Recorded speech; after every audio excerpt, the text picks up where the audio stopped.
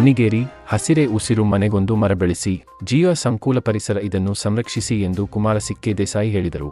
ಪಟ್ಟಣದಲ್ಲಿ ಹಮ್ಮಿಕೊಂಡ ಕರ್ನಾಟಕ ರಾಜ್ಯ ಮಕ್ಕಳ ಸಾಹಿತ್ಯ ಪರಿಷತ್ ತಾಲೂಕು ಮಕ್ಕಳ ಸಾಹಿತ್ಯ ಪರಿಷತ್ ಆಯೋಜನೆ ಅಡಿಯಲ್ಲಿ ಪ್ರಕೃತಿ ವಿಕೋ ಕ್ಲಬ್ ವತಿಯಿಂದ ವಿಶ್ವ ಪರಿಸರ ದಿನಾಚರಣೆಯನ್ನು ಶ್ರೀ ಅಮೃತೇಶ್ವರ ಪದವಿ ಪೂರ್ವ ಕಾಲೇಜಿನಲ್ಲಿ ಗಿಡ ನೀಡುವುದರ ಮೂಲಕ ಪರಿಸರ ಜಾಗೃತಿ ಮೂಡಿಸಿದರು. ಈ ಕಾರ್ಯಕ್ರಮದ ಅಧ್ಯಕ್ಷತೆ ಪಾಂಡುರಂಗ ವಸೆಕಾರ ವಹಿಸಿದ್ದರು.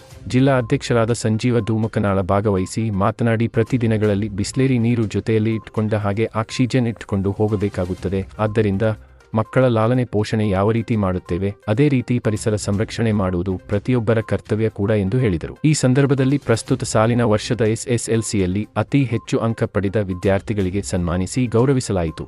ಗೌರವ ಉಪಸ್ಥಿತಿ R.A. ದೇಸಾಯಿ ಇದ್ದರು.